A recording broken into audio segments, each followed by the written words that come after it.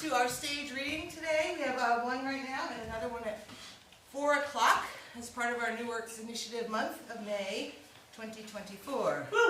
I'm feeling a little nervous because our fabulous playwright is on the live stream watching, so if everyone wants to say hi to Nicholas! Hi, Nicholas! Fantastic. So, we will have a 5-minute intermission after Act 1, and then we will return and read the rest of the play. We have some surveys on the table back there, so you can write down your thoughts, comments for the playwright, and then we will get them to Nicholas. Does that sound good? Yeah. Okay. So, this is American Foursquare by Nicholas Hulstine.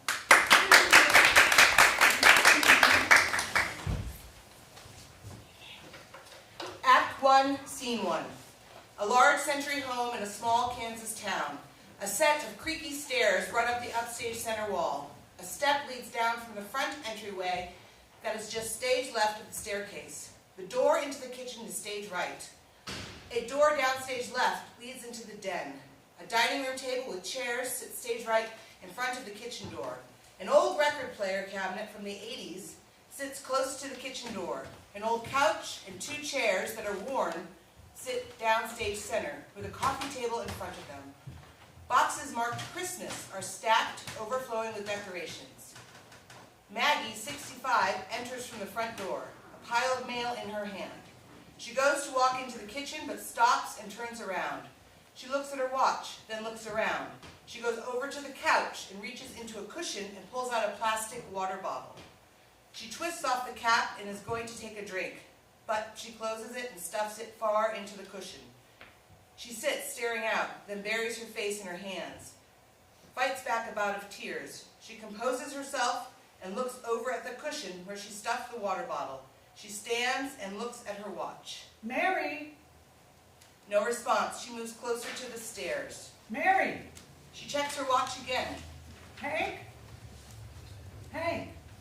Henry, Hank, 65, enters from the den carrying a stuffed scarecrow dressed like Santa.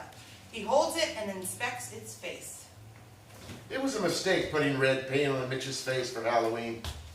I think the Santa beard will cover it up. I can't get him up. Oh, this is getting to be enough. I know he needs rest. Responsibility is what a man needs to get up in the morning. But he's got to start out small. It's noon, for Christ's sakes. Well, he stays up late. You know, he won't work at the pharmacy with me. Baby steps, that's the plan, and we stick to it. Yes, yes. Could you That's go to, fine. oh, look, could you go to Dylan's, get gold raisins and baking soda? Oh, the dry cleaning is supposed to be here any minute. Hank sets the scarecrow in a chair. Kind of looks like a murderous Santa Claus. Hank, Raisins and baking soda. gold raisins. They have to be gold raisins, otherwise it'll look weird. Put these in the kitchen on your way out. She hands him the stack of mail and starts to polish and dust anything she can. Hank flips through the envelopes. Grace or George call yet? Oh, Grace and Stu should be here any minute. George and Fran are mid-air over Missouri or someplace by now. What's her name? Her name is Fran, remember? I do know. They said they have some big news. That's how he said it, big news. What do you think it is? Well, when you say big news, it's always good news. We could use a little bit of that around here. What'd you say her name was? Fran. And we need to make Fran feel as welcome as we can. Must be terrifying coming to stay with a bunch of strangers on Christmas, away from your family. Is she another actress? No, she's a lawyer, or a writer, or both. She works for George's TV show. He told us when they first met. Well, that was ages ago. Why does a TV show need a lawyer?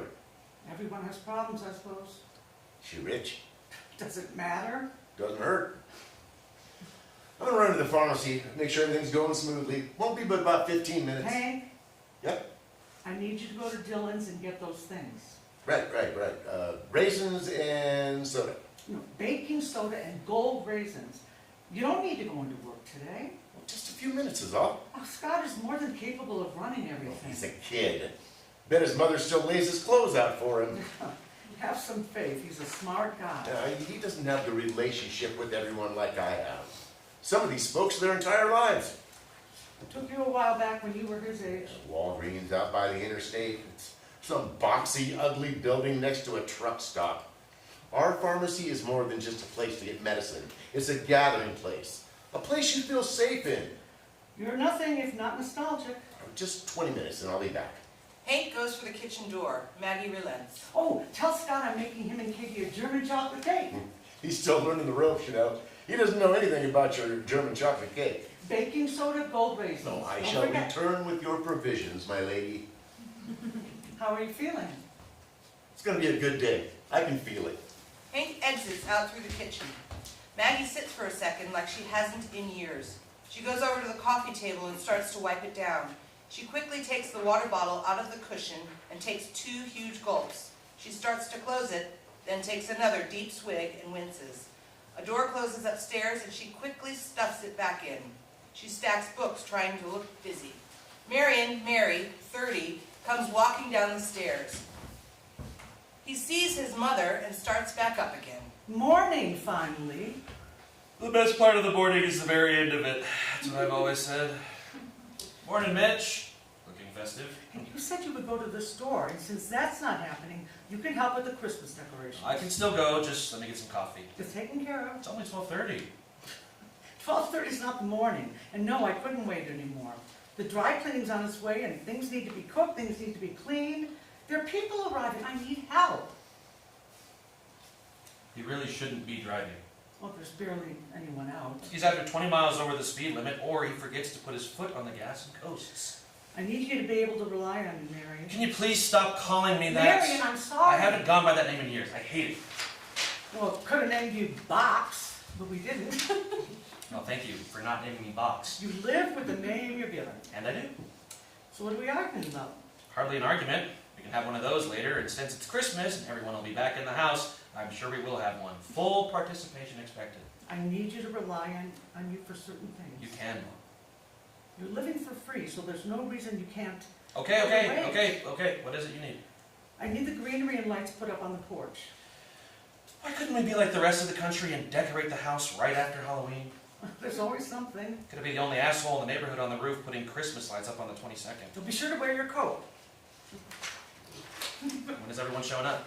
Now, Gracie and Stu first. Gracie and Stu, huh? Yes, is that okay? Of course it's... Never mind. When's the prodigal son showing up? I'm not doing this again. You're brothers and you will act like it. It breaks our hearts that you can't get along. You have to constantly run each other down. No, it's him running me down, Mom. Let's be quite clear about that, okay? Ever since he got his hoity-toity TV job. George and his girlfriend are taking the train from Kansas They're City. taking a... Who takes the fucking train in Kansas? Is there even a train in Kansas? Have someone pick you up at the airport like normal humans. I could have done it, but God knows he can't have that. Rent a car, he has Just the leave money. it be. Look, he's making a grand entrance. I bet he shows up dressed like Jay Gatsby. That's his thing now. Close now.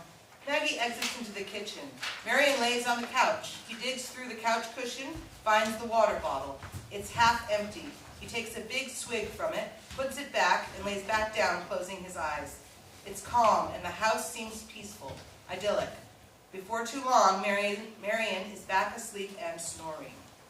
After a moment, there's a knock at the door. Marion doesn't react, knocks again. After a pause, a third knock. Fran, 30, opens the door cautiously and sticks her head in.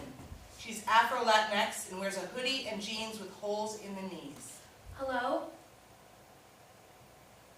Mr. and Mrs. Ward? Marion continues to sleep, hidden in the couch. Fran enters with a suitcase and dress bag on a hanger. She closes the door, trying to warm up. Hello? She looks around the house, then pulls her suitcase out of the way. It's awkward, and she grabs her suitcase to exit. As she does, there's another knock at the door. She doesn't know if she should answer it. She goes to the door, and there's another knock. But before she can open the door, Jim, 50s, pokes his head in. Hello? Wards? Hank?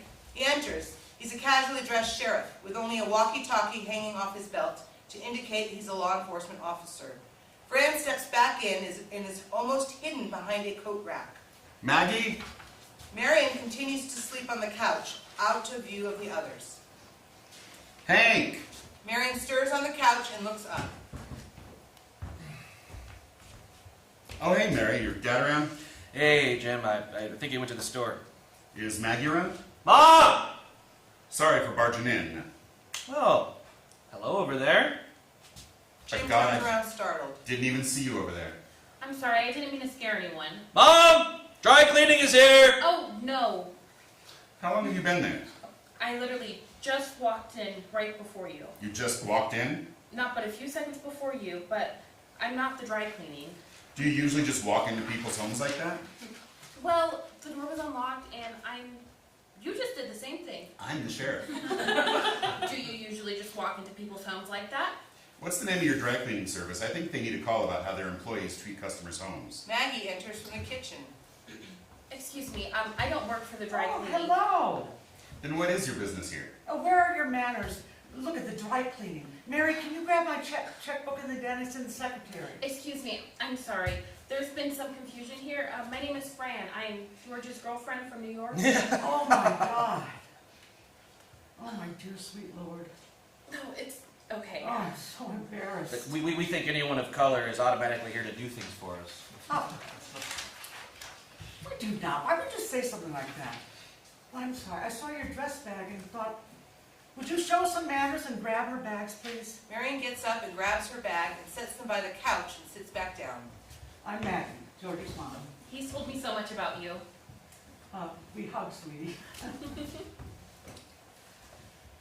I hope I make a better impression than the first one I just made. Oh, it's really okay, Mrs. Ward. No harm done whatsoever. I owe you an apology, ma'am. I'm truly sorry. Sometimes it's hard to turn the cop off, you know? Oh, hey there, Jim. How are you? Merry Christmas. She gives him a hug. Merry Christmas, Mags. I'm sorry to just barge in. Oh, you're fine. Where's Georgie? Oh, I thought he called. Did he not do that? Oh, no. I should have known this might have. So I flew in from LA and we were going to meet up at the airport in Kansas City, but he got held up with some emergency reshoot in New York this week and he missed his flight. He's on a later one. Oh, well, how much later? It should only be a few hours. He said he was going to fly directly here. Oh. Oh, hold on. There's such a thing as an emergency reshoot? The network didn't like what was shot last month, and they needed some new material before the sweep season. It's nothing uncommon. Well, for subpar television, it's not. I was already in Kansas City when I found out he wasn't going to make it on time. I didn't want to. He told me that it was okay if I came here. Oh my gosh, don't you be silly, sweetie. Of course it is. You're one of us this week, so you just make yourself feel at home. Take her things into the den. I know I'm interrupting things here. Well, don't you worry about it. What can I do for you? Oh, how is Lori? I meant to go over the other day after her knee surgery. She's doing much better, healing up good. Hates being on the couch all day. Listen, I need I'm making a slew of German chocolate cakes, and I'll be sure to bring her one. Oh, she would love that, I'm sure. Me too. Look, can we talk in private? Maggie looks around, trying to find such privacy. Actually, I need to make some phone calls for work, so I can... Oh, of course, the den is all set up for you, sweetie. I'll make us some tea. Oh, I'd love to help with any cooking that needs to happen. Well, I would absolutely love your help, my dear. I look forward to it. Me too. Maggie hugs Fran again. Fran exits into the den. Marion continues to lay on the couch. He finally gets the gist. Oh, and Mitch can stay. I see how it is. Marion exits up the stairs once he's out of earshot. How's Mary doing, since, you know? Well, he's doing really great, actually. Well, we're rooting for him. Just wanted you all to know that. Is that why you came over? No. Where is Hank right now? Oh, he ran to Dylan's for a few things. Hank enters from the kitchen with the newspaper in his hands. They never give Wichita State any coverage in the sports section. It's all KU and K-State. Where did you come from? The kitchen. Oh, hey, Jim. Baking soda and gold raisins, remember? I got sidetracked with the box scores. Fran is here already. And you were in there the whole time? Who? George's girlfriend. Oh, right. Jim is here and needs to talk to us about something. Why don't we all take a seat? Maggie and Hank sit. I wanted to get ahead of this and tell you all things before things happen. Carrie Schmidt, her little girl Samantha, she's got that skin condition, takes those pills for it. Got them filled over at your place. Yes, I know. Samantha was rushed to the ER early this morning. Was unresponsive. They were quick though, got her on a ventilator, but she wasn't breathing for almost 5 Oh minutes. my God! Don't really know at this point what's going to happen. It's a minute-to-minute situation, and that's what the doctor said. Oh my God, that poor little girl. I should reach out to Carrie's mom and see if there's anything Let's we can just, do. Well, what can we do? Name it, and we'll do it. Her skin pills were actually ACE inhibitors. What? Her prescription bottle had her name and her parents' name, and the label was correct. The pills in them were wrong. Maggie gets up and starts to pace. I mean, that can't be right. I would never... Jim, you have to believe I that know, but something happened and we need to figure out what it was. Maggie stops and turns quickly to Jim. Well, are you here to arrest him? What? Whoa, no. No charges have been filed. They're a little preoccupied down there. Well, you can't arrest him for just owning the place. I'm not arresting anyone, Maggie, I can assure you of that. This is just a little fact-finding mission is all. Just asking questions, I promise. But I'm here because Scott Denton wasn't the pharmacist working that day. Can you do me a favor, Hank? Jim pulls out a piece of paper. This is a list of all the prescriptions that went out that day that Carrie picked up Samantha's. How did you get that? I got it from Scott. Well, he can't do that. He can't just give out that information. Only I can. He's the one breaking the He's law. a licensed pharmacist just like you. I asked and he obliged. Can you do me a quick favor and circle the medication on here that was prescribed for Samantha? I forgot to ask Scott to do it, and when he gave me the list, that doesn't have the patient's name on it. It's all foreign language to me. Hank takes the sheet and then takes out a set of reading glasses from his shirt pocket. Maggie turns and watches. After a bit, I'd have to... I need my notes. I need to be in my office. That's okay, I was just wondering. It's nothing really. Hank sets the paper down on the coffee table. I remember when Carrie came in to pick up the prescription. Julia was helping me with the bottles. That's a mighty lot of responsibility for a 19-year-old girl. And I got busy because the drive-thru was packed, and sometimes she'll help me bottle the pills up, and when it gets busy. Is that even something she should be doing? I dole out the pills, she labels the bottles. She must have filled one and capped it, and because we were so busy, Are you sure about this? almost certain. Jim looks at Hank, looking for the truth in his eyes. He checks his watch. I need to get going. Any details that day, you call me. Jim gets up and heads for the door, then stops. This isn't how this is supposed to go, me being here, telling you all this. But you all helped me and Lori out when things got bad, and I feel like I owe you. So this is me paying up. He heads back to the door and stops one more time. I'd go ahead and call your lawyer. Get them up to speed. Gracie should be here any minute. We can run things by her. No, he means a criminal lawyer. She's a lawyer, isn't she? Thanks, Jim. We really appreciate you coming over. Give our love to Lord. Thanks, Jim. I will. I'll be in touch. Jim opens the front door and exits. Maggie closes the door behind him and sits back at the couch. They sit in silence for a bit. Treating me like some kind of common criminal. Stop. He was trying to trap He me. was doing his job and he didn't have to come over and tell us. But he did. So we can prepare. Bless that man. Comes here at Christmas times. That little girl, Hank. I know. Don't you think I know? I heard the man. Okay, it's okay, honey. It's all a big mistake. He'll see. Julia did something. I don't know what, but she did Well, something. let Jim handle that right now. Well, I'm going to go to the store and see if No, there's... no. You need to stay away from there until Jim is done. Scott can handle things. As far as we know, Scott doesn't know what's going on. Do not go over there. Pharmacists used to mean something. They knew everyone, had connections, relationships. We solved problems for people. Scott doesn't have that. That sparkle, I have that. I'm going. Do not go over and make things worse. Any lawyer would tell you to stay away from there. I'm begging you, Hank. All right. All right, I won't. You've been good with the security tape? Every morning, like clockwork. You sure? It's the first thing I do when I go in. No one else touches it? No, not even Scott. All right. Well, there's nothing to tell the kids until we find out more. I mean, there's nothing we can do but just sit tight. We'll get into the holiday spirit and deal with this when Christmas is over. We need this time, okay? All the kids will be back. It's going to be okay. Fran opens the door to the den a crack, but sees them still talking and backs into the room, leaving the door ajar and listening.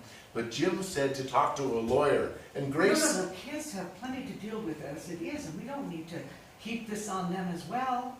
Mary needs to focus on getting better and being able to move on. Gracie can help, though. We wait until after Christmas, please, Hank. I need this holiday. I just need it. I need the music and the lights and the food. And please, honey, Okay. We wait. Promise you. I love you, Maggie, baby. I love you too, Maggie. We'll get through this like we do everything. Now, let me get on those errands. Oh, I'll text Grace. She and Stu can pick them up on the way in. Maggie quickly presses on a text. She sees that the information is still weighing heavy on Hank. Hey, remember doing Christmas when the kids were little? Yeah. No, it was like making magic. Creating something special and watching it dance over their eyes. It was like making a different world for just a few weeks out of the year. We really did transform this place. There's something about decorating a house. Big old house. Kids running around everywhere. Old is right. Lots of eating and drinking, too, if I remember correctly. Oh, and music. Maggie rushes over to the stereo close to the kitchen door and picks out a record. Burl Ives or Nat King Cole or Johnny Mathis. She turns it up. Hank stands up. There's more lights in the attic. Think I stashed them up there last year. We'll need them for the porch. Maggie is let down as she watches Hank slowly disappear up the stairs. Maggie heads for the couch but stops and turns back. She disappears into the kitchen. Fran opens the door to the den and checks to see if anyone is left. She walks over to the couch and picks up the piece of paper that Jim left on the coffee table. After looking at it for a bit, she hears a noise upstairs, drops the paper, and quickly exits back into the den. Marion pokes his head out from the stairs and sees that the living room is empty. He walks down the stairs and goes to the couch. He picks up the paper and reads it. He folds it up and puts it in his pocket. He sits. He reaches into the couch cushions and pulls out the bottle and chugs the rest of it. He stuffs it back into the cushion and then lays down on the couch. Lights fade. The Christmas music gets louder. The following should take the entire length of a short Christmas classic. Maggie comes out of the kitchen, perhaps followed by stagehands dressed in black. Together they plug in Christmas lights and hang them over doorways. Maggie even directs them on how to properly hang greenery and where to place the Christmas tree. The stagehands set the rest of the decorations up, while Maggie continuously wipes down surfaces. She exits into the kitchen, followed by the stagehands. Lights up. Marion sleeps on the couch. He snores every once in a while. Soon there's a knock on the door. It doesn't stir him. Another knock. The front door opens and Grace, 35, comes in backwards, struggling to pull a large suitcase through the front door with a grocery bag around her waist. Hello? No one answers their fucking phones anymore? I got baking soda and gold raisins and mixers because I'm assuming you heathens are drinking your liquor straight. Marion shoots up off the couch. Sister! Little brother.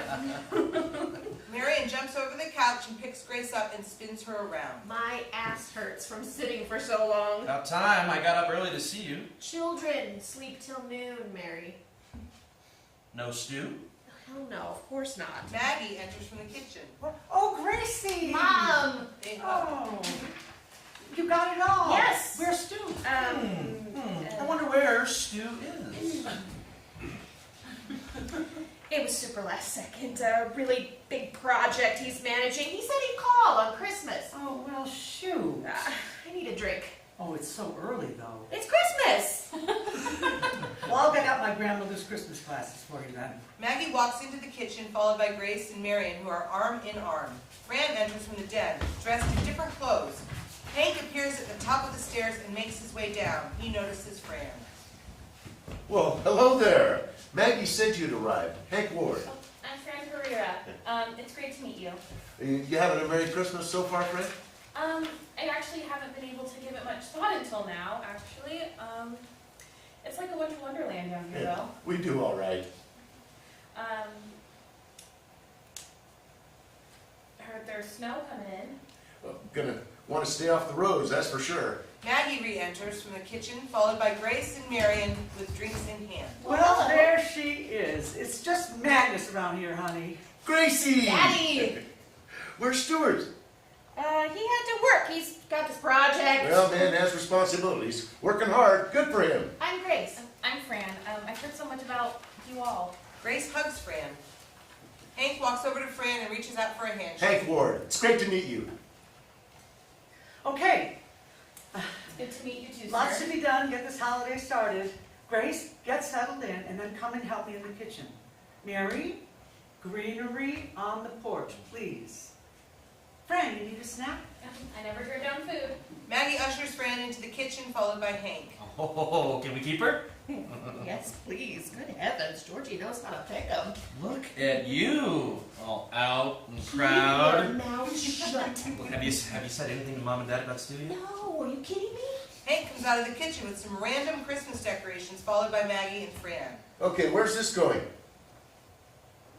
Oh, just leave it in here for now. Well, we still have outside lights. You need to wait for Mary. Mary, I need you helping your father on the porch roof. The greenery is not... It's outside. Don't get too crazy. Just Mary! greenery and lights, that's it. Mary! I'm literally right in front of you, Dad. Oh, out front, my boy. I'm going to start plugging these strands. Gracie, I need you to hold the deep freezer door open for me while I dig things out. Okay?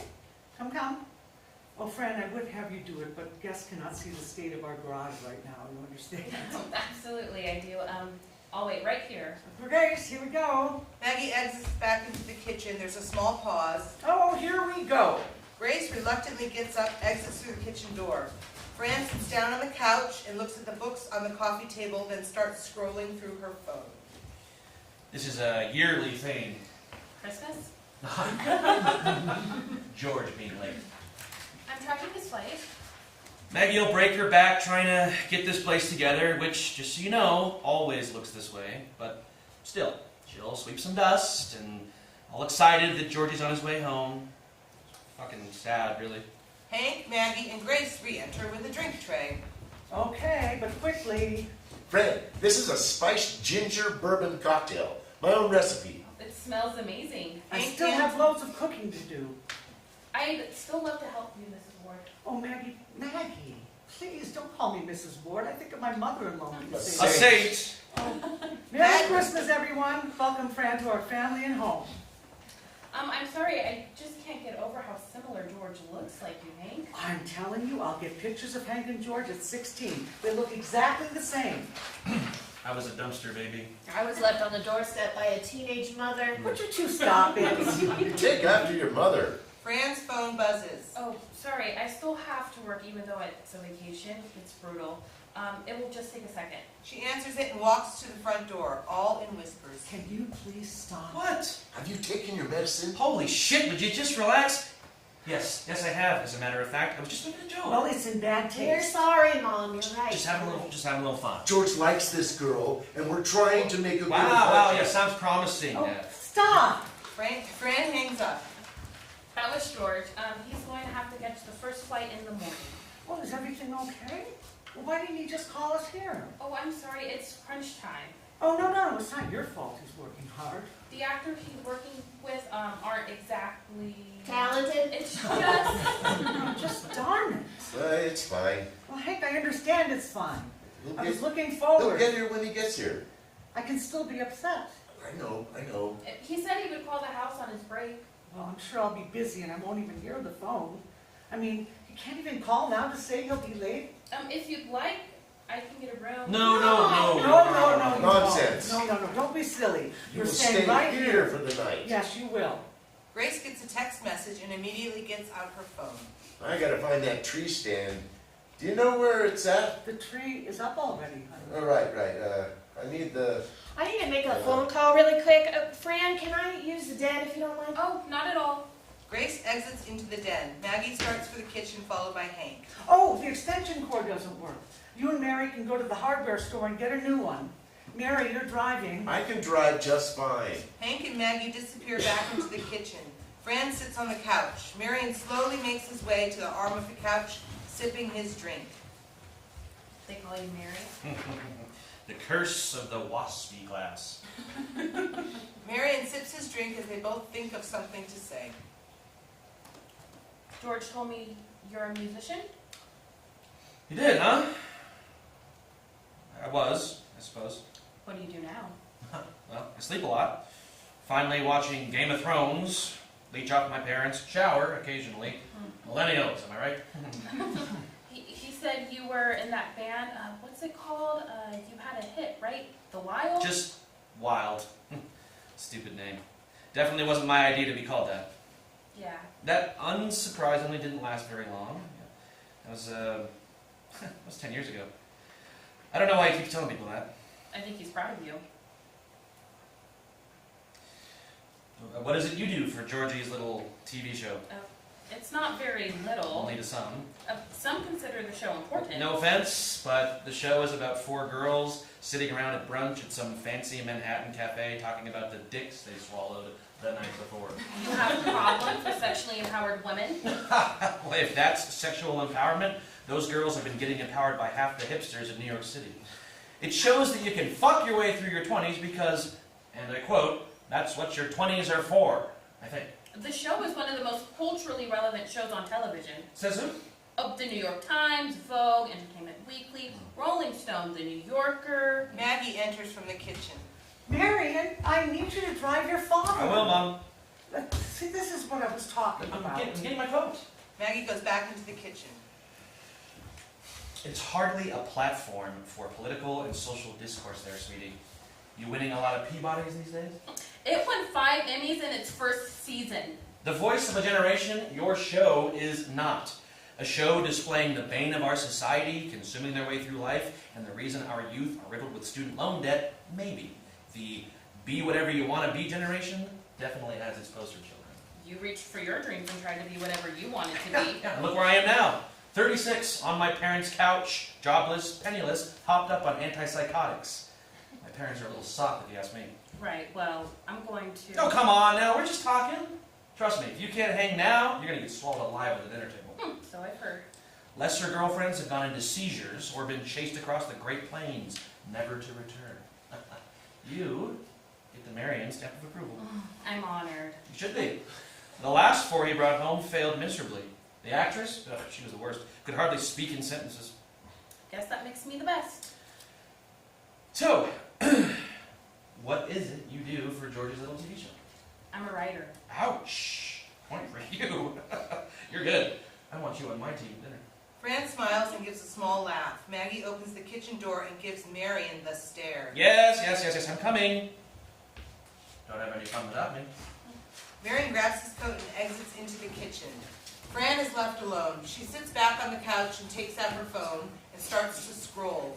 Soon there is a knock at the door. Fran looks around, waiting for someone else to hear it. Another knock. Fran gets up and goes to the door and opens it. Julia, 19, quickly enters trying to warm herself. Thank you. Oh man, it's cold out there. Oh, you're not wearing a coat. My mom borrowed it. Fran closes the door and Julia continues to warm her arms. She sits on the couch. Can I help you find someone? I'm here to see Hank, Mr. Ward. Maggie enters from the kitchen and sees Julia sitting on the couch. She stops dead in her tracks, almost like she's seen a ghost. Grace enters from the den. Fucking prick. Julia, what are you doing here? I didn't know where else to go. I tried to go to the pharmacy, but it was closed for some reason. Oh yes, we had to close it early today. Dad never closes early. Oh, just some routine housekeeping is all. The sheriff was there with some other guys in suits. Look, it's nothing to worry about, I promise you. Just routine. Mom, It's routine, I promise you. Why are you here, Julia? I needed to get some medicine at the store, and Walgreens was too far to You walk. walked here? Where is your coat? Her mom borrowed it. Well, I mean, she didn't have one, so... Is she back working at Western Order? She hurt her back and can't work. She had to go to Lincoln to get more medicine. Lincoln doesn't have a pharmacy, sweetie. It wasn't that bad of a walk, really. Well, how's your father? Oh, he's really good. He got an awesome job up in North Dakota on the back-end formation, you know? I don't know that. natural gas. That's it. They don't have a lot of housing up there yet, so Mom and I couldn't go. Well, when did your mom get back from Lincoln? She's been there since Thanksgiving. Well, Grace, could you give Julia a ride to Walgreens? Yeah. Well, actually, I was hoping Hank, Mr. Ward, could help me out. I don't have enough money to cover it, and I was hoping he could give me a little advance on the paycheck. What medicine do you need? Prenatals. Maggie stands up, looking like she's about to be sick. She walks slowly towards the kitchen, but steadies herself on a dining room chair. Mom? Oh, do you know what kind you're looking for? Not really, no. Maggie pulls a piece of paper off a small pad and writes. She tears it off and hands it to Julia, then walks to the coat rack and pulls a coat off. C.A. Crowell is the pharmacist there now. Tell him you need these. You can have this coat. It's not really my style. Are you sure? It looks really nice. Oh, Grace, can you drive her? And Fran, can you go with her and grab nutmeg for me? Here, take my card for everything. Maggie hands Grace her bank card. Thank you, dears. Mom, are you okay? Oh, I'm just fine, really. You all run along. Grace leads Julia and Fran to the front door. She looks back at her mom in concern, then exits. Maggie quickly makes for the couch and searches for the water bottle. She finds it empty and falls into the couch defeated. She lays down. Stage lights fade as the Christmas tree remains lit. Scene 2. The only light on stage comes from the Christmas tree. The kitchen door opens and Marion enters wearing his robe. In one hand, he has a large off-brand bottle of vodka, like one you get at Costco. In the other hand, he has a small funnel. He goes to the couch, takes out the plastic water bottle from the cushion. He fits the funnel on top of the bottle and begins to fill it up. Once it's full, he caps the water bottle and stuffs it back into the cushions. He takes a large pull off the large bottle and caps it. Grace starts quietly down the stairs. The stairs creak horribly as she comes down. Same creaks and squeaks. It's like a song. Mom always says she's a light sleeper. I'm up and down those stairs all night long and she just snoring away. Why are you up? I'm always up to sleep. I don't sleep longer than a few hours at a time nowadays. Yeah, you'll get used to it after a while. At least drink it out of a glass, animal. Grace goes over to the stereo and opens a cabinet underneath and takes out 2 glasses. You want a mixer? No, that's for day drinking. Straight helps me sleep. Grace pours 2 glasses and hands one to Marion. They cheers. After a moment of silence, How are you? Ups and downs, strikes and gutters. Oh, you mean, do I feel like trying to kill myself again? Is that how you feel? At least once a day. I can't tell if that's an actual answer. It's not false. Hey, it's me. I go to group sessions, I talk with others who have tried and failed. It helps. Like, really, it does, but then I have to come back here and it fades. I feel 3 inches tall. I know Mom and Dad mean well. They tried really hard and I love them for it. I just need to get out somehow, What about actually trying to get a job? No, the whole town, This place is it's like a slow rotting carcass. Every year it loses a limb, and it's full of people who remember when it was this idyllic American town with paper boys and American flags, empty buildings and pill addictions and foreclosures now. I feel like I'm rotting right along with it. I know you hear this a lot, but the only way to leave is to get a job, get a little money. Oh, yeah, you make it sound real easy. Well, work at the pharmacy with Dad. Drug addicts can't work at pharmacies. You aren't an addict anymore. You're always an addict, that's what they say. At least helps them live a little better, I think, if they accept it. But I have a record. The whole town knows I have a record. I'm not going to throw myself off any more bridges, okay?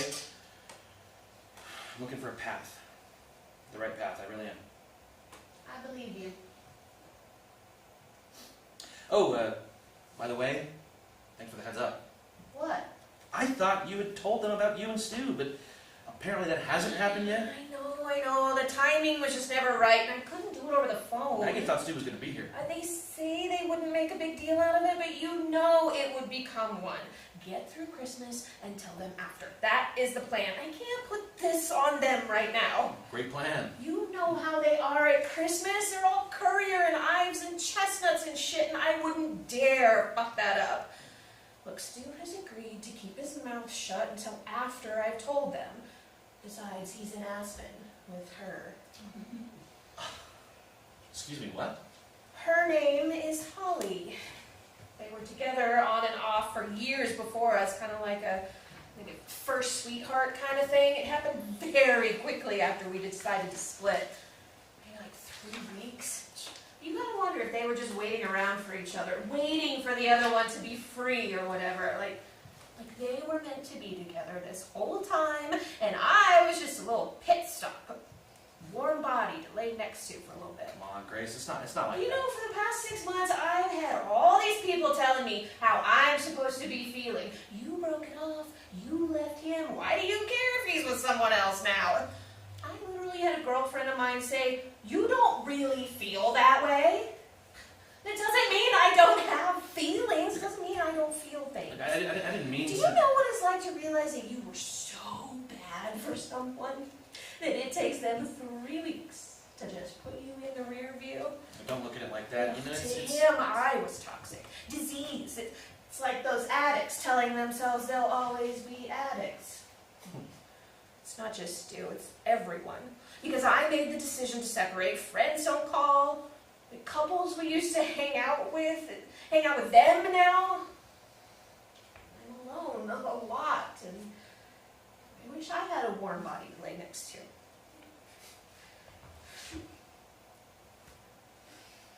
we're kind of fucked up, huh?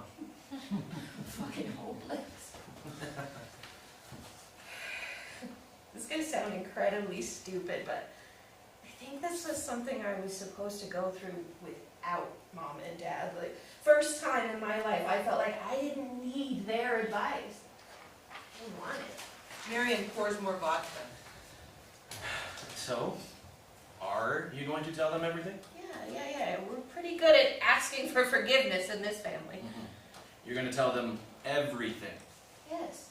even that you're probably a big old lesbian. I don't even know if that... God, no. Jesus Christ. I tell you one thing over the phone when I'm drunk. I didn't know what they don't already know. Especially Mom, you know, she usually has ESP for that kind of shit. I'm still at... Look, I am barely keeping it together some days, Mary. Me too. Mom and Dad still see life through those sepia-toned glasses, family reunions, and horseshoes and sock hops. Smoking inside. McCarthyism. That would be the first thing Mom says. Don't you want children? That's what George is for. That's what I always say. Fucking hurts, Mary. They touch foreheads like it's a tradition they've done for decades. Sheriff came by. Yeah, he was at the pharmacy, apparently. Yeah, he asked to talk to Mom in private. I went upstairs, but I could hear some stuff. What are they talking about? Dad came in, and all I heard was muffled talking. Then Sheriff left, and it sounded like Mom and Dad were arguing, but I heard them talking about meeting a lawyer. When did they talk to me? I don't even know what they were talking about, Grace. I found this on the table. He takes out the pharmaceutical list that Jim left behind. Grace reads it. It's medicines. This one's a non-addictive painkiller. This one's blood pressure meds, I think. What is this? I don't know. Sheriff left it behind. Did you know the pharmacy was closed today? Closed early, I think. This girl, Julia, who works there, showed up randomly. She walked like miles in the freezing cold with no coat on, wanting Dad to get her prenatal meds. When was that? You guys were running errands. It got weird. How?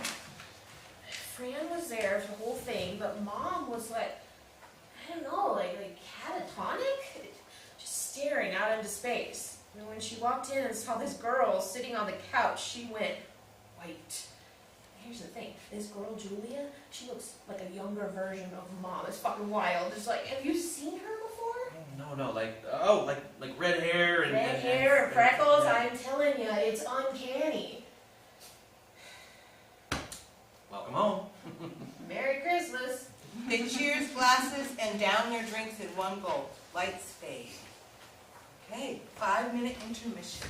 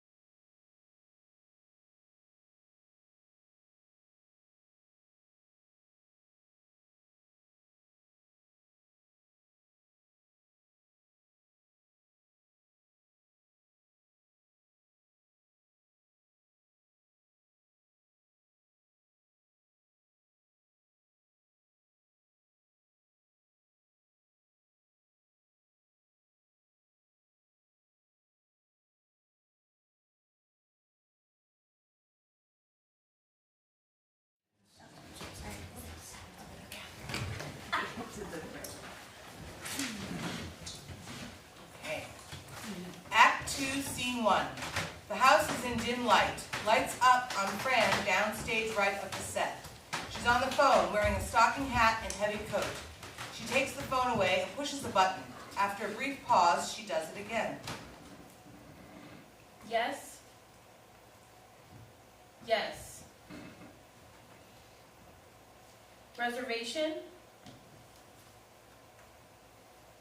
Reservation.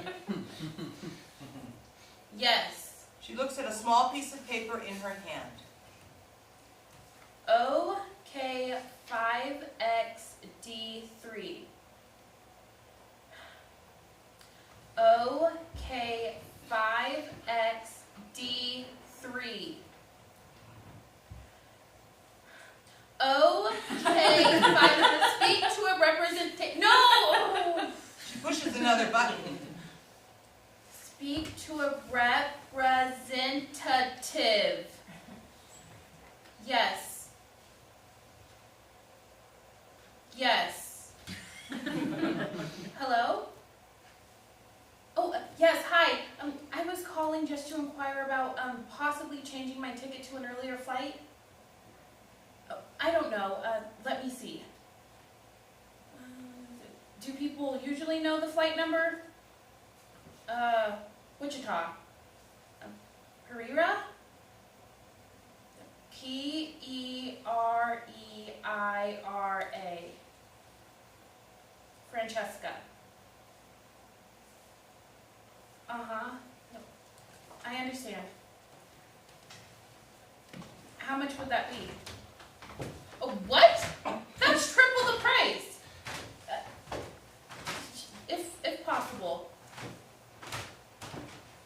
Yes, I would like a call back. Thank you. She hangs up. She takes out a pack of cigarettes and lights one. She feels her phone buzz in her pocket. She quickly answers it. George, where the fuck are you? No! Do not tell me this right now. Oh, you're kidding. I don't know your family. Do you know how awkward this is? That is all stuff that can be done after Christmas. Then why aren't you leaving? Like now? George, listen. There is some shit going on with your family, and I don't know. I only know what I've heard through the door. Just something about your dad's pharmacy, something about a medicine screw-up or something. Yeah, and some pregnant girl showed up, and I had to get your mom nutmeg. I don't know. If you want to know more, I suggest... Who is that? No, in the background. Who is that? The laughing, the giggling. No, if you want to know what's going on with your family, you need to get your ass on a fucking plane and quit micromanaging cute Amber from NYU. Everyone calls her that. It's because that's all she has to offer. They call you White George. Because you're the whitest person they've ever met. Oh, yeah? Let's hear it. What do they call me? Come on. Can't wait to hear this. That was actually really sweet. I love you too. I'm trying to change my flight right now. They're calling me back any minute. Okay. Yes. I said okay. Then figure it out. Call me back. She's a fucking writer's assistant, George. Let her go home. You too. She hangs up and inhales deeply on what's left of her cigarette. Her phone buzzes in her pocket. Hello? Yes, it is. I no longer need to change my flight, but thank you for checking. Yes, thank you. She hangs up. Christmas music starts to play. Burl Ives or Johnny Mathis or Nat King Cole, maybe. The lights fade out downstage right and rise on the house, more decorated than before. Scene 2. The Christmas music continues as Marion brings things out of the kitchen to the dining room table. He exits back to the kitchen and Maggie comes out with her apron on. She looks back on the kitchen and goes to the couch and pulls out the water bottle to find it filled up. She quickly takes a pull off it and stuffs it back into the couch, just as Marion comes back in carrying food dishes. Fran enters from the kitchen with silverware and plates and begins to set them in front of chairs. Marion helps her and starts to flirt in the meantime, occasionally making her laugh. Maggie exits to the kitchen. Marion quickly grabs a bottle of tequila and shot glasses from the stereo cabinet and quickly pours them for he and Fran. They cheers and knock it back quickly. Marion removes the evidence to under the coffee table. Maggie brings out a water pitcher and begins filling water glasses. Marion exits to the kitchen and Fran exits to the den. Hank enters from the kitchen with 2 bottles of wine. He holds them up for Maggie to choose, but she ignores him and continues to fill up water glasses. He gives up and walks back to the kitchen. Maggie makes final touches to the table, straightening silverware. Dinner! Marion enters from the kitchen wearing a suit jacket over his t-shirt and sweatpants. Fran enters from the den wearing a casual dress. Marion stops and stares at her. She notices, smiles, and sits at the table. Marion turns the music down on the record player. Where's Gracie at? Oh, she did a last-minute errand for me. The front door opens and Grace enters with Julia, following behind her, wearing Maggie's old coat. Hank stands up. Julia, Julia has found herself alone this holiday season, so I invited her to come have dinner with us. Christmas is about being together with ones you care about. Thank you so much, Mrs. Ward. This is Marion. Oh, I've seen all your old school photos in the office. The eye patch one? Definitely. That was a real eye patch, you know. Poked myself in the eye with a drumstick in the 8th grade. Oh, cool. Fran, you know. Hi, Fran. Julia sits next to Gracie as everyone settles in for dinner. Wow, everything looks amazing, Maggie. Yeah, Mom. Well, Grace did most of it, I'm afraid. Afraid of what? That's not what I I don't think she meant. Look, if it's bland and tasteless, that's Grace. Savory and delicious. Oh, wait, That's Maggie. who wants bread? There's white in the fridge. I'll do some white. Well, you don't drink white with ham and potatoes. So red then. I'll take the double. Maggie pours everyone a glass of wine and dumps the rest in her glass. She takes a mighty deep drink of it. Thank you so much for welcoming me to your table, even without George here. The pleasure's all mine. You are so very welcome, my dear. So nice to have such manners at this table. It's been a while, yeah. Speak for yourself. Any news from George? No. He's on the first flight out tomorrow morning. He should get in around 10 a.m. Well, who knows? I'm sure something will happen. The weather says we're supposed to get a bunch of snow. Kids will love it.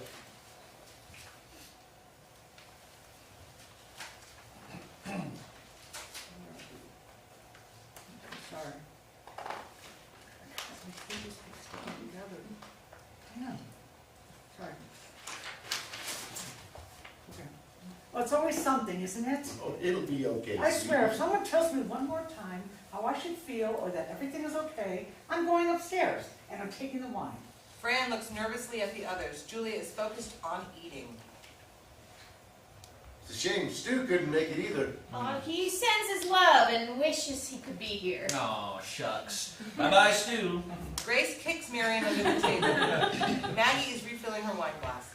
What are your parents doing for Christmas this year, Fran? Oh, well, my mom and stepdad are on their way to Iceland. What about your father? Mom, What? let her talk. Don't steamroll over her story. I wasn't steamrolling. I was just asking where her You father... are a steamroller. You steamroll. Well, I'll just keep my mouth shut then. Make everyone happy.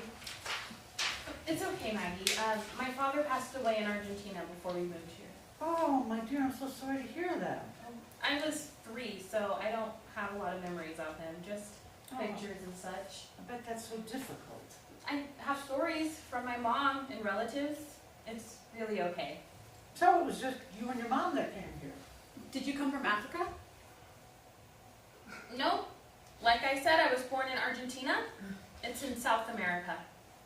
Oh, there's black people in South America? Yes, there are actually. There's quite a few Latinos of African descent all over South America. I didn't know that. Learn something new every day, that's what I say. Thanks. You're welcome. But yes, my mother and I came to the U.S. when I was 3. Remarkable. Well, we couldn't even imagine what you all went through to get here. I read about those stories all the time on Facebook. Hiking through the desert with nothing but milk jugs full of water. It took one family more than 2 months on foot just to get to Texas. My mother was accepted into UCLA Law School. She got an educational visa. We moved here. We came by airplane. What? They didn't wave the Rio Grande, Dad. What did I say? It's okay, Hank, really. Someone tell me what I said. They came by airplane. All I said was it can still be a remarkable journey. No, dear. Oh, okay. You all think I'm just an out-of-touch square. But I'll have you know, plenty of young people at the pharmacy think I'm pretty cool. I think you're cool, Hank. Maggie slaps the table, and everyone stops and stares. You okay, Mom? What's the matter? No, I thought I saw a bug or something. Hank avoids Maggie's gaze and continues eating. More wine? Please. Marion pours more wine and then gets up to change the record. It's a heavy silence at the dinner table. So my mom and stepfather, they're on their holiday trip, and my stepbrother lives in DC with his family, and my stepsister is visiting her mother in Florida. George said you all do Christmas the right way, so I figure Bing Crosby can be heard playing softly. Oh, Bing Crosby. It never feels like Christmas without Bing. Oh, my grandmother loved him because he was Irish and Catholic. And Even though he He beat beat his kids. Yeah, we know, Dad. Once the needle hits the vinyl, Dad lets us know that Bing beat his kids. I always took it as a veiled threat. Well, he did. Well, my father died when I was young too, dear. I was 5 or almost 5, and my mom was always working, and my grandmother was good at making Christmas extra special. She could bake the most amazing things, and her records, most of them are still here over there on the shelf. Most of these decorations are hers, almost like you're living in a different house for a month or so, covering up the cracks in the walls and the missing runner boards with greenery, and then it all comes down just a little later this year. Usually I have the house done at the beginning of December. lots going on lately. No one says anything, but they're all thinking it. Hank is lost in thought. The others wait for someone else to break the silence. Hank, I'm gonna give Scott a call, see how things are going. But the store is closed, Mr. Ward. Hank. Yeah, well, why is it closed, Dad? I can't even remember the last time it was. It's nothing, just like an inspection. What? We scheduled it months ago.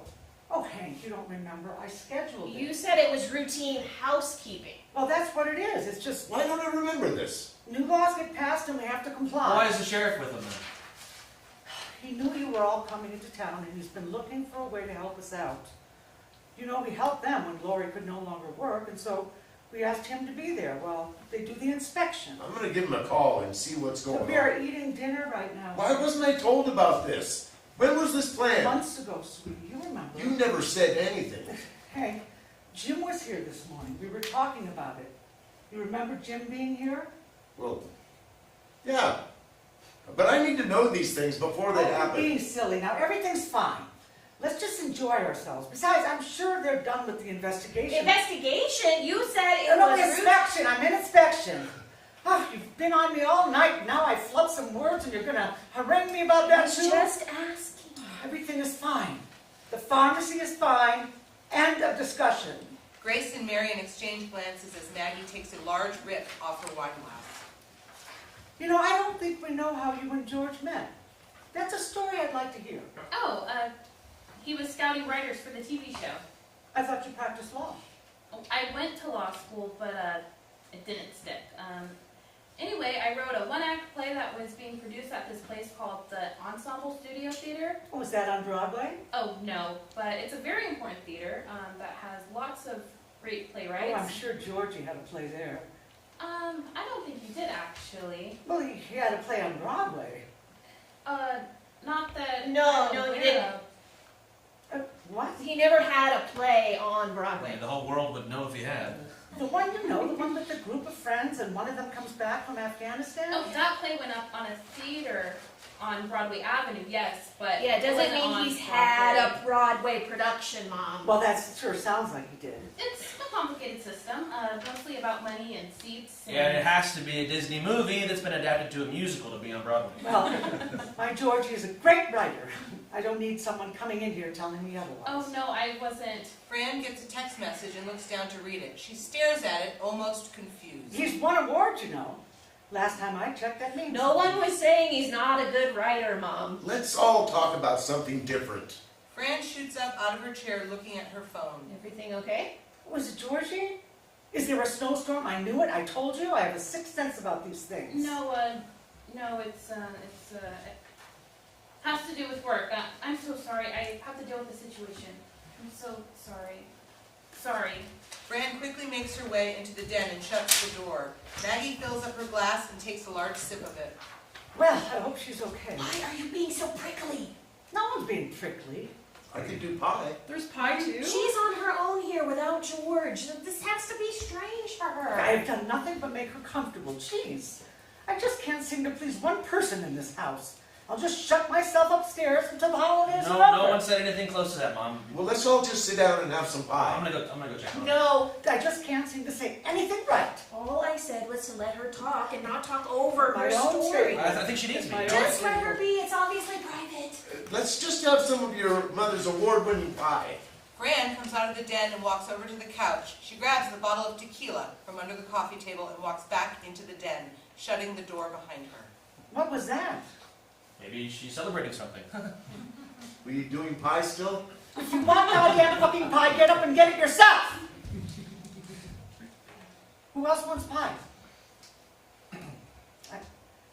I asked who else wants pie. Yes, this please. I'll take one. Absolutely, Pie would be yes, good. please. Thank you. Well, I'll have one as well. It's on the cooler rack. Maggie stares at Hank, who eventually gets up and walks into the kitchen. Maggie goes over to the stereo and starts looking for a new record. The lights dim on the house and dinner table and come up down stage left of the den. Fran walks out with the tequila bottle and her phone. She looks at her phone again, then takes a pull from the tequila bottle. She looks back at her phone, her lips pursed. She hits the call button and waits. Fuck you, pick up. She hits the call button again and takes a slug off the bottle. Hey, honey. Just wanted to see how things are going. Yeah, I bet. Was just having dinner with your family. Yeah. No, it's going great over here. Marion is such a great guy. So funny. And your sister? Oh, she's so pretty. And you never told me that. Uh-huh. So imagine my surprise when I'm sitting at table eating your mother's amazing food and sharing stories when I get a text message from you. And there's a picture. And it's a picture of your cock. And it says, 10 p.m., your place. Want anything else besides this? For a split second, I thought, oh, he must have sent an old text by mistake because that's something you would send someone sometimes. But it wasn't for me, was it?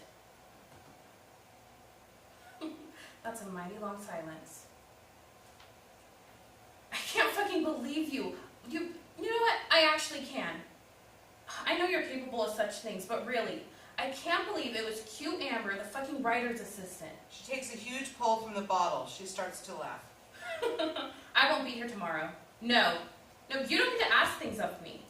And I'm leaving. You also can't tell me who I get to tell about this little picture. This is the bed you made for yourself. Fuck you. She hangs up and takes another long pull off the bottle as the lights dim on her and come up on the house and dinner table. Everyone is eating pie in silence. This is very good, honey. Maggie doesn't respond. Fran re-enters from the den, composing herself. Everything okay? Oh, yes, everything's great. Any news from Georgie? Nothing big. George has asked me to start a group text with you all so he can keep us all informed on his flight. Oh, that's a good idea. Mom, do you want to go to Mass tomorrow night? I figured we'd all go. Sounds good. I'll hold down the fort here. We will be walking into church together tomorrow night, looking like a well-dressed and well-adjusted group of people. Julia, you're invited to join us as well. Thank you so much, Mrs. Ward. I've never been to a Mass. Oh, it's thrilling. Silence again. The mood is somber and everyone is playing off the emotions of Maggie. She almost instantly perks up. Oh, I almost completely forgot. I know he's not here yet, but Fran, we heard you two have some big news to share with us. Oh, we should really wait What news? for him. He said they have some big news, remember?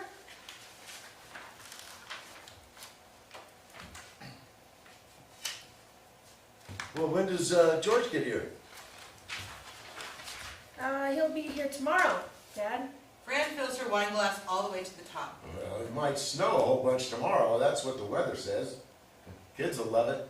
There's a moment of silence. Fran chugs her glass of wine and everyone looks at her. She stands up. There is some news I'd like to share. I will be gone tomorrow morning, no matter the weather. As I sat here sharing this amazing meal with you all, George was cheating on me with the writer's assistant. He was trying to send a picture to her, but he sent it to me instead. And now, She picks up her phone. I have sent it to you. She walks to the den as both Maggie and Marion's phones buzz.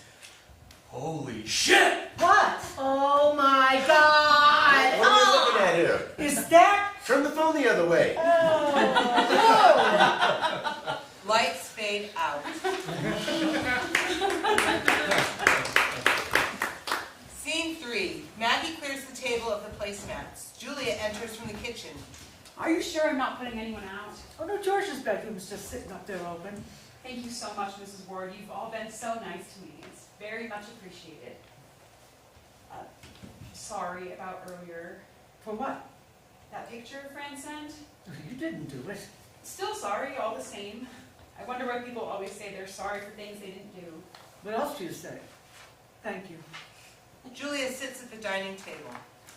Can we talk about something, Julia? Of course. It's about the pharmacy. You said that the sheriff and other men were there earlier? Couldn't even get down the sidewalk. They were blocking the door to Baird's Cafe, and they were so mad. Maggie sits across from her. There was an incident. I thought it was an inspection. No, this doesn't concern Marion and Grace and Fran. Certain things you don't discuss at the dinner table. Okay. There were some prescriptions, some pills got switched, and someone took the wrong medicine. Oh my gosh, that's terrible. It was a little girl, and she's in very critical condition at the hospital. The sheriff was here earlier and informed us on everything. Is there anything I can do? Well, Jim told us that it was Mr. Ward and you working the day the mix-up happened. Okay. I'm going to ask you something, and I want you to be completely honest with me. Of course I will. Were you bottling pills that day with Mr. Ward? I just label the bottles and keep it organized for the pharmacist. You mean, did I put the pills in the bottle? No. Be honest with me. I am. I can't do that. I'm not allowed. I actually think it's illegal. All I do is put labels on the bottles and organize them alphabetically. Sometimes clean and take out the trash. But you see, Julia, that isn't the truth we both know, is it? Yes, I mean, I guess I don't understand. No, you were helping Mr. Ward. It was really a busy day. The drive-through was swamped. There was a line to the front door. I saw the security tape of that day. It was extremely busy. What day? Oh, who can remember now? It says on the tape. The police have the pictures and the tapes. The police? Oh, it was very busy, and you put some pills in the bottles. No, you helped Mr. Ward put pills in bottles. You did it. It's plain as day. I have a very good memory, Mrs. Ward, and I would remember putting pills into a bottle. I'm not allowed to do that. There's signs all over behind the counter that say I can't. Right next to Hank's, Mr. Ward's diploma. The tape doesn't lie, sweetheart. I'm just trying to help you get in front of this thing. It's an accident. You didn't mean to. It was a busy day. I didn't, though. Beat. Maggie goes to the stereo cabinet and pulls out 2 glasses and pours wine into them. She gives one to Julia. I can't have alcohol, Mrs. Ward. Julia pushes it away. Mr. Ward, Hank, is sick. What's wrong? What does he have? It's a degenerative brain disorder. You start to forget things, forget how to reason. We've only just known about it for a little while, and the kids don't even know yet, so I'd appreciate you not saying anything. Yeah. If he gets charged and convicted for what's happened at the pharmacy, he'll go to jail for a long time. And if that little girl ends up dying, he wouldn't get the kind of care that he will require. I can't let that happen. But you're only 19. I'll be 20 very soon. Because you didn't know any better and it was an accident. You could be out in 5 or 6 years. What? You wouldn't get a harsh punishment. I can't. You want me to go to jail? No, of course not. I don't want anyone to go to jail. I'm just trying to help you, Julia, because I've seen the tape. I've seen it. And I know what it looks like, and if we just talk to the sheriff and get you out in the front of this thing before they really started an investigation, then it could be just so much better for you. I'm going to have a baby. You could still have the baby. No one's saying you can't. But I didn't do anything. You didn't do anything on purpose, sweetie. We know that. But I mean, at the end of the day, we are your boss. And we are here to make sure the pharmacy is safe. You understand that? I'm really tired, Mrs. Ward. I need to sleep. It's getting late. I'm tired too. Maybe we can talk tomorrow? Okay. Julia walks upstairs as Maggie finishes her wine. Then Julia's glass. Lights out.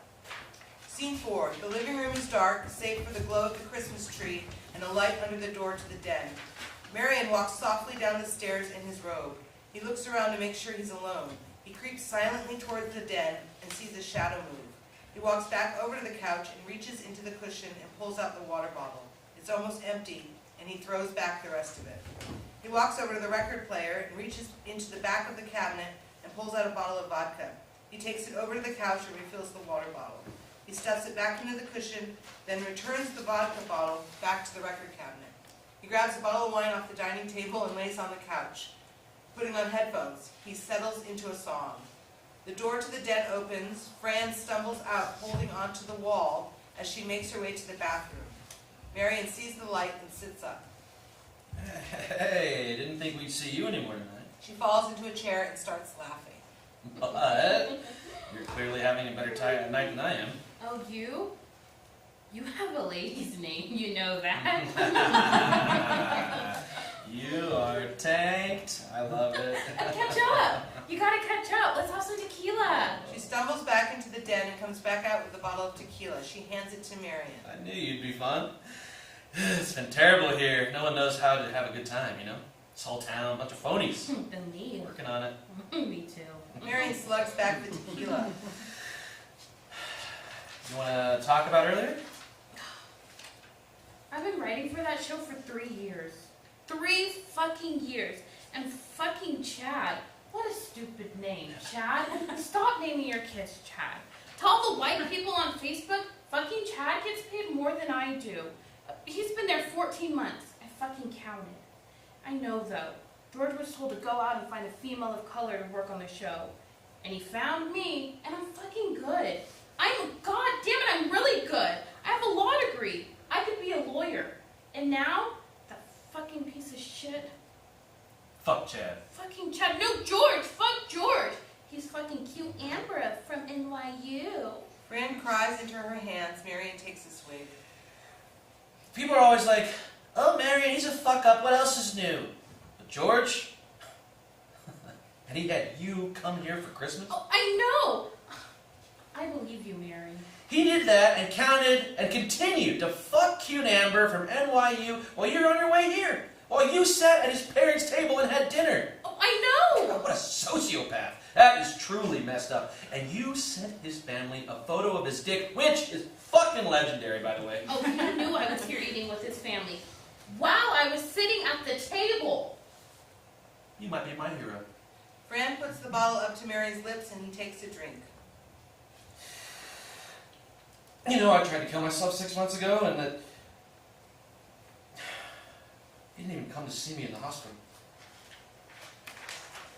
He didn't even call me. We were in Seattle on vacation 6 months ago. He didn't even care.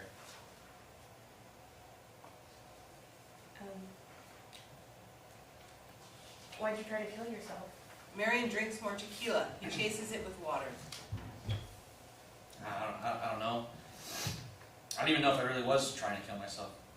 The thrill of knowing that I could die was really exhilarating. You know, you grow up in this American dream they talked about in 7th grade social studies, and you grow up thinking that's how it is. That's how it'll be for just everybody. And it's not. It's really just fucking not. Just smoke and mirrors. They actually taught that shit in schools, and Hank and Maggie, they don't know anything different. They don't want to know. Secretly, just tamp it down, trudge forward, don't worry about it, everything will just solve itself. Everything always works out in the end. It's just, I was sitting on top of this railing on the trellis bridge over the river downtown. I could look down into the rushing water, and I didn't know what the outcome would be. Maybe I'd die. Maybe not. There's a chance, right? I don't know why, but it made me feel good just looking down, and then this good Samaritan came and pulled me so hard off the railing that I fell backwards and broke my arm and banged my head on the street.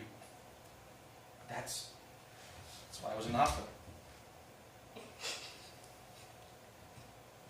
Oh, that's funny.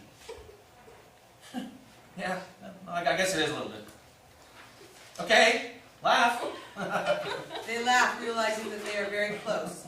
Fran stares at Marion. He stops laughing. They kiss.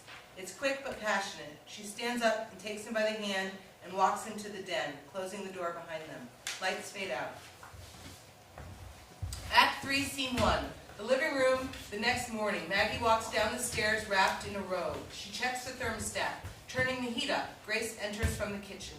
Oh, up early. Started coffee. How much snow did we get? 10 inches and counting. Those dishes are just sitting in there, I'm assuming. Mom. Better get on those. Mom, can we talk about something? I need coffee. I already did the dishes. We need to talk. Maggie exits into the kitchen. Grace sits at the dining table and pulls out the paper that the sheriff left the day before.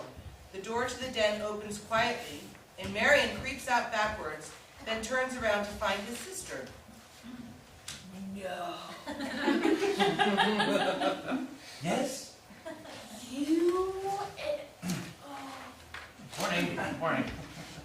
Did you and Fran... Shh. Ah, I can't She's still believe at you! home. I can't believe me either. She's just crying. We're talking to No, Mom! we can't do this right now. We need to... What are we supposed to do about Fran? Hank appears at the top of the stairs. What'd I say? Almost a foot out there. Snow on Christmas is good luck, you know. We're having a family talk. George show up yet? Maggie Merry enters. Christmas Eve, everyone! Grace unfolds the paper. Mary found this on the coffee table after the sheriff was here yesterday. She hands it to Hank. It's just something from work. Oh, it's nothing. Julia said the sheriff and investigators were all over at the pharmacy. Investigators, listen to Men yourself. in suits, Mom. Just routine inspections, that's all. Why was it closed then? I mean, it's always open, 24 hours. You two do not need to worry about Then anything. tell us what's going on. It's nothing. We promise. Hank is looking out the front windows. Gotta be past a foot by now. When's George getting here? Dad, can you please come and sit down and talk with us? About what? This paper. It's just something from work. Tell us what the fuck is going on with the pharmacy. I am tired of this tiptoeing around and keeping things from each other because we're worried about our fucking feelings. Why isn't Stu here? What? Tell us why Stu isn't here, and then we can continue this conversation. What are you talking about? I'm assuming Marion already knows. Oh, hey, don't bring me into this. And where did you sleep last night? Was it in your room? I can tell you that.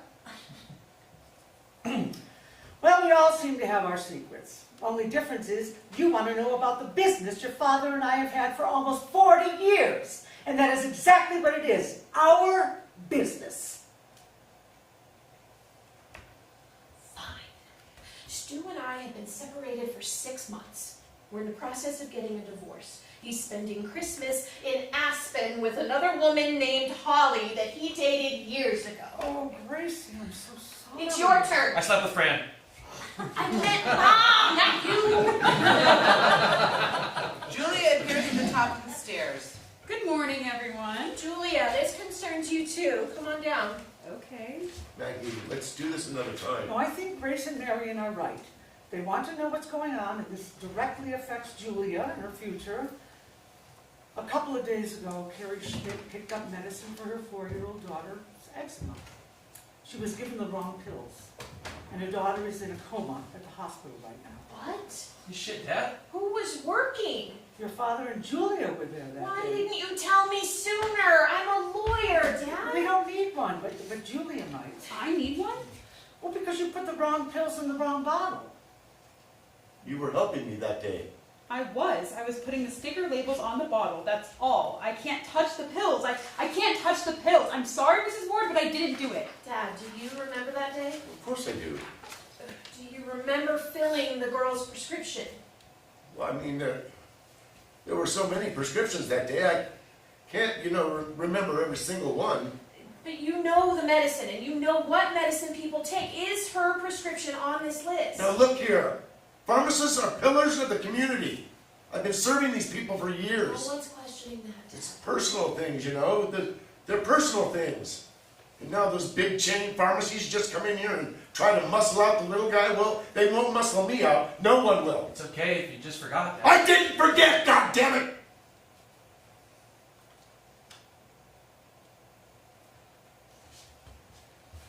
Has anyone heard from George? Starting to get worried about him. Gotta be a flirter's more out there. Dad, are you okay? Is he okay? He didn't get a lot of sleep last He's night. sick.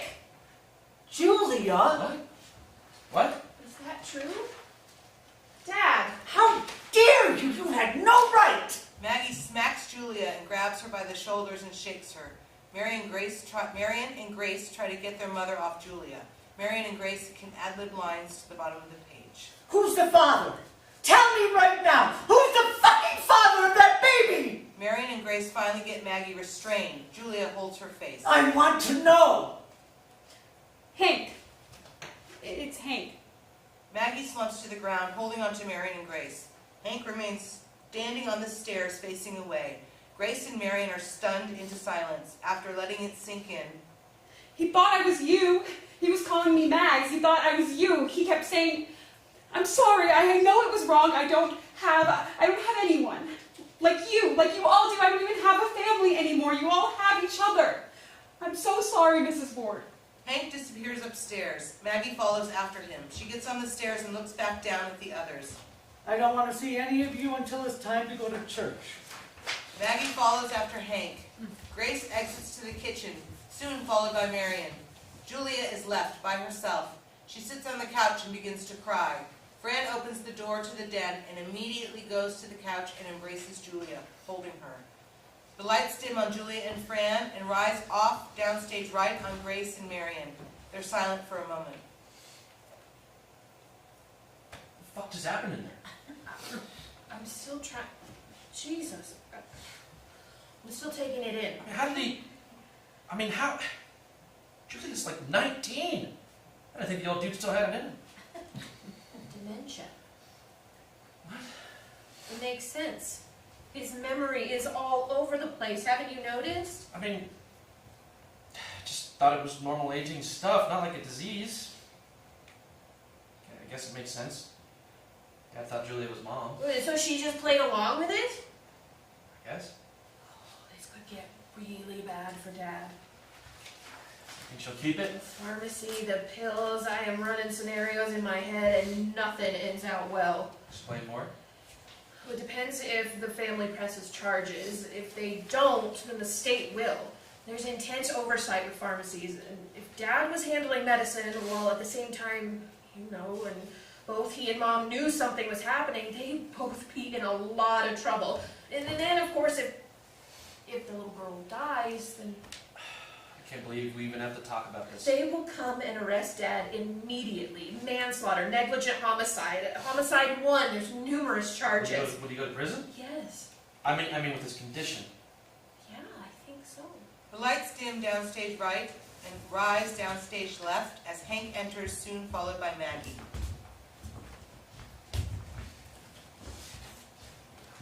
I already knew about Julie. I don't even remember. You told me about it. What?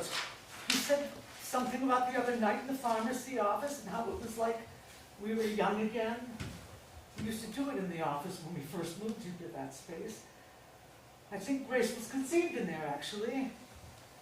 Maggie, I'm so sorry. No, we need to be real about this. It gets worse every day, it seems. More so when there's more people around. We can keep denying this and pushing it away, but it's here. It's happened. Thought it might happen to me first. Not you. You're the strongest person I know. Maybe I just need to take more ginkgo. Who came to the house yesterday morning unexpectedly? Well, Grace did, of course. Jim did. He told us about the pill mix-up. Right. I remember that, I do. So you know we have a very big problem. Yeah. We need to get you a diagnosis very soon. What would that do? We'll keep you out of prison.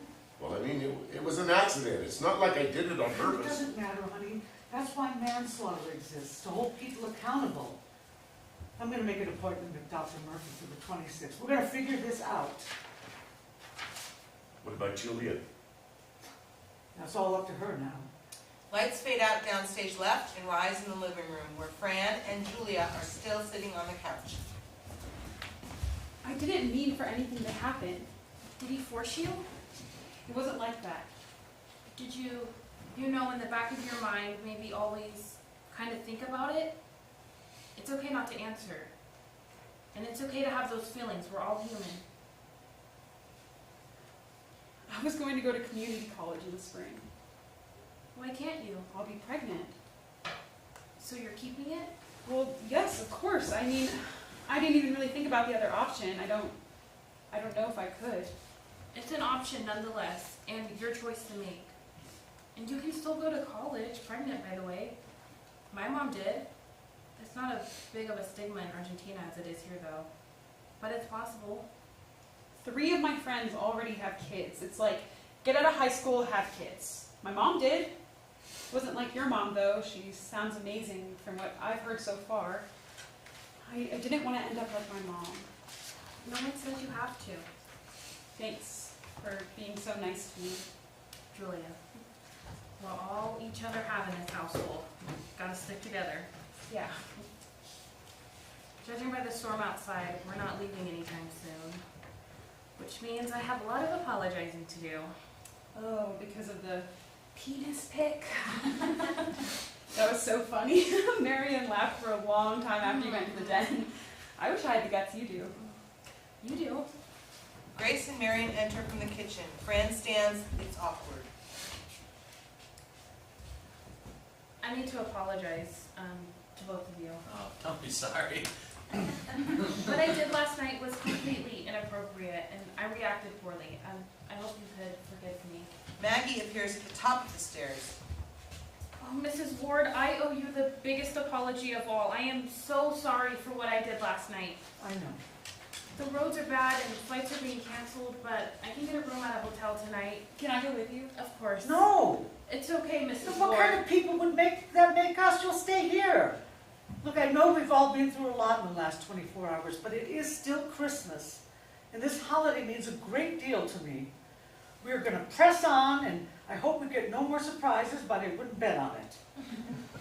We're going to get some rest, and I suggest all of you do the same. Lights down. Christmas music. Something somber. Scene 2. Lights up on Marion laying on the couch. Grace, Fran, and Julia are at the dining table putting together a puzzle. Christmas music plays softly on the record player. They all have nice clothes on. There's a knock at the door. Marion sits up. It's almost 6 o'clock. Marion gets up and opens the door. Sheriff Jim enters in a heavy coat with snow falling off it. Hey, Jim. Mary, seems to be getting worse. What can we do for you, Sheriff?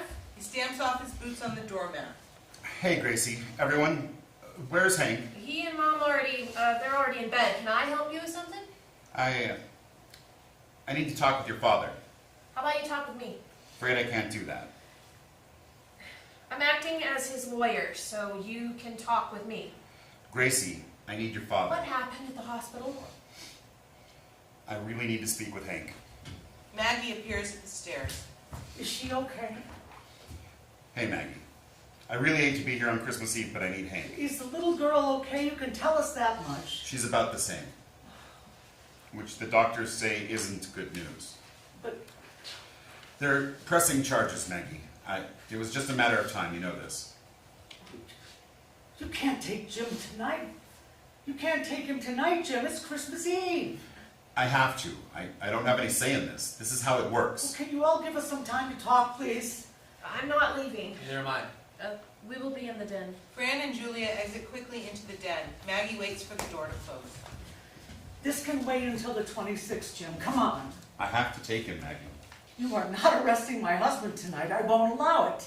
There are 6 KBI agents outside right now who I had to convince to let me come in by myself because I care about Hank. He's sick, Jim. I think I already know. My dad went through the same thing. I don't know what that will do, but it might help. What's he being charged with? Tampering with a controlled substance that resulted in injury and or death. I have a warrant. He takes it out and hands it to Grace. Hank appears at the top of the stairs and makes his way down. Hello there, Jim. Hank, I hate that I have to do this. I can only imagine. You're not taking him. Maggie, the man's only doing his job. Can't do this on Christmas. You can't. Maggie. Maggie, I love you all like family. I really do. Everyone in town does. But this is where we're at now, and we can figure this out. But right now I have to put these on you. He pulls out his cuffs. Handcuffs, Jim, really? Do you need those? I don't have a It's choice. the law. Thank you, Grace. Hank approaches Jim with his wrists out. Maggie goes for Jim. No, I won't let you do this. Mom! Sweetheart, it will be okay. I promise. No, I won't let you. Hank, you have the right to remain silent. Maggie slaps at Jim as Marion and Grace do their best to constrain her. Anything you say can and will be used against you in a court of law. Dad, don't say anything until I get there. No. You have the right to an attorney. If you cannot afford an attorney, one will be provided for you. Have you understood the rights that I've just read to you? Yes. With these rights in mind, do you wish to speak to me? No, goddammit, no. Maggie, Grace, and Marion crumple to the ground as Maggie begins to weep heavily.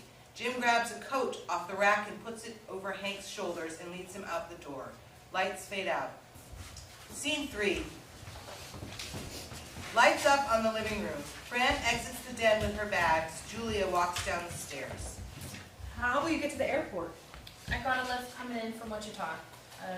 Roads seem to be clearing up. Marion said he'd give me a ride when they get back. You gonna be okay? Gotta start looking for a new job. There's always Walgreens out by the interstate. Is Hank going to prison? I don't know. I knew he was getting bad. He'd get real confused and forgot who people were, and everyone who comes into wards knows him, so it would get real awkward sometimes. Fran walks over and sits on the couch. Sit down real quick. Julia hesitantly sits next to Fran. The police are going to want to talk to you. They're going to talk to everyone, right? Listen to me. You come into work, you clock in, you clock out, and leave. Okay. You want as far away from this as you can get. You come into work, you clock in, you clock out, and leave. That's the extent of your relationship with Hank and Maggie. When they ask you anything, you say, I don't know. Do you understand me? Yeah. There's going to be security footage of you guys working together. You tell them you never filled a bottle, ever. That's true, I haven't. You just keep saying it, and the video will prove it. I've really made Mrs. Ward mad, huh? That doesn't matter right now. The front door opens and Marion enters, followed by Grace, who walks with an arm around Maggie. All are drunk. They hardly notice Fran and Julia. Marion heads to the record player and pulls the plug. And then like that, it was like poof. You were there, tiny and pink and covered in blood. You always said I was fat. Oh no, that was Marion. Huh? You were a fat baby. Probably had a dislocated hip to get you out. Whose fault is that? Now the big bones come your father's side. They were all fat babies. You almost came out right here, you know that? Right here? Right in the doorway, on our way to the hot. No, wait, no, that was Mary. No. That was George. We had just got this place. $40,000. You paid $40,000 for this place? It was 1980. That's a lot of money then. Moved in for all but 1 week, then you started sliding. All right, that's enough. Well, what's Dad doing? Oh, I'm running around like a madman. Meanwhile, it feels like I'm shitting out my Come lungs. on. I'm drinking, you're drinking. Oh, speaking of, hey, Marion, get us a cocktail. I think we're done with that. No. Marion brings over 3 glasses of vodka. They all cheers and throw them back. Then they notice Fran and Julia. Okay, Mom, we're gonna get you right upstairs to bed. No, the German chocolate cake. Crowd cakes. We can do all that tomorrow. We'll celebrate St. Stephen's Day. Yeah. No, there's dinner and presents. And we're going to put everything on hold until tomorrow, okay? Yeah. Grace and Maggie disappear upstairs. Stop by the old Stuga on the way home. I have a lift on the way. From where? This time of day? Oh, I'm paying him double. Oh, you don't have to do that. I tonight. Pay quadruple. It's not a party until the cops show up, am I right? An awkward silence, then Grace walks back down the stairs and goes to Julia. We need to talk. What about now? No, Julia. How long have you known About what? about my father? Don't answer. Why can't she answer? I don't want her incriminating herself. Oh, are you her lawyer now? If that's what you want to call it. If she knew my father wasn't in his right mind and then helped fill the bottles, How does that work? she used it to her advantage. No, I didn't. Don't talk, Julia. She wanted to be a part of our family from day one. It's evident. What's to say she didn't get pregnant on purpose? What the hell is wrong with you? Grace, we need to talk about this in private. She okay? saw my dad was sick. He was making mistakes behind the counter and she didn't do anything about it. He called you Maggie before, isn't that right? Don't say. He'd been calling you Maggie for months and you knew the only way to make sure you didn't live in a shithole the rest of your life was to use his illness to your advantage. That's not true. Thank God Scott Denton started working there or half the town would be in the hospital from taking the wrong fucking pills. Oh, you're angry and you want someone to take it out She on. saw us, this loving family and big house, and wanted it for herself. Oh, the good old-fashioned American dysfunction wrapped up in a little pretty box out on the prairie. How dare you talk about our family like you know We all just anything need about to, need to us? chill out, You know what? okay? I don't even fucking care. You cared enough to fuck Marion last night. No way. So? Must come pretty easy for you, huh? Whoa, okay, hey, let's just chill out, okay? Oh, Hold on for a honey. sec. I'm not the easy one. He was. I want you out of this house. Grace, will you please just calm down? Fran grabs her things and makes for the front door. She stops and turns back. Don't let them take advantage of you, Julia. People like this will continue to run all over you if you don't stand strong. She continues to the door. Maggie appears at the top of the stairs. She's right. Just give me a sec, please. It was hard when your father started, I guess, getting sick. You go through life with someone, you vow to go through life with someone, and then it all changes. I've just been holding everything together for the both of us for some time now. Used to be anything that came our way, we faced it head on together. And plenty of shit came rolling downhill on us, believe you me. Oh, what a charmed existence you kids have led, charmed! And I wouldn't have had it any other way. I had nothing growing up. I lived in a one-bedroom apartment in Kansas City with 5 other people until I was old enough to work a job and move out. Hank didn't have a pair of shoes until he was 10. He realized he could hardly see 4 feet in front of him until he got glasses when he was 12. When you have nothing growing up, you do anything to give everything to your children. You feel that way, don't you, Julia? Yeah. We shielded you kids from so much. And now look at us, tiptoeing around each other with this shit because we don't want to upset anyone, and then it erupts. Oh, I'm ashamed how I treated you, both of you.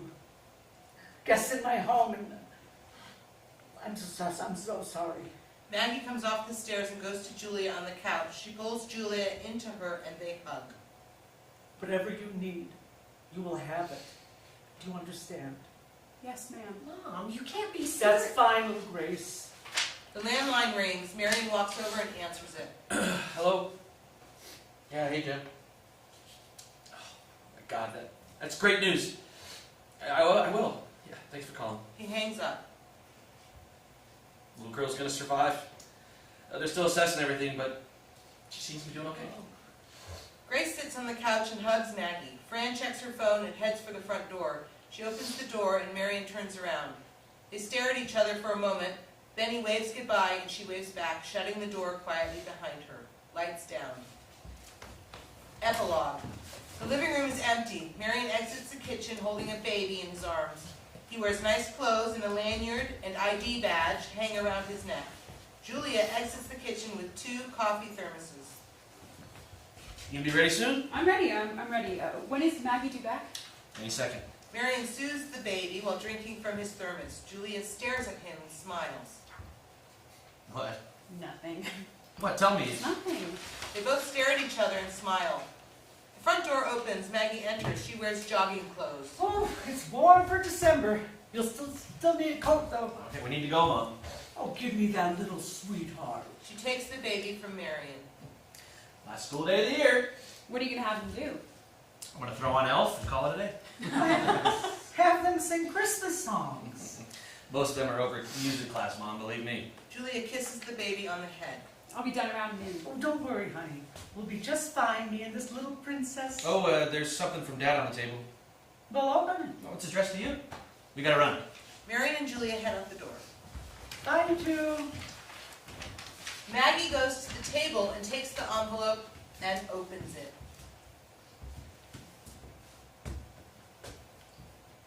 My dearest Maddox, the doctors say I should write more when I come back around. I hope the house looks as pretty as it does in my head. You always could decorate. I can't wait to see you all when Gracie and George get in town. Me and some of the other old timers put up a tree and made some decorations. Some of the guards even got us some tape. I love you so much, Maggie. I hope the hard times are seldom and fleeting. And I hope that baby Lily is keeping you busy. I found a book of poetry in the library and thought I'd send one to you. Until next time, my love. It's the stick-together family that wins the joys of earth, that hears the sweetest music and finds the finest mirth. It's the old home roof that shelters all the charm that life can give. There you find the gladdest playground, the happiest spot to live. And oh, weary and wandering brother, if your contentment you would win, come you back unto the fireside and be comrade with your kin. Lights down, end of play.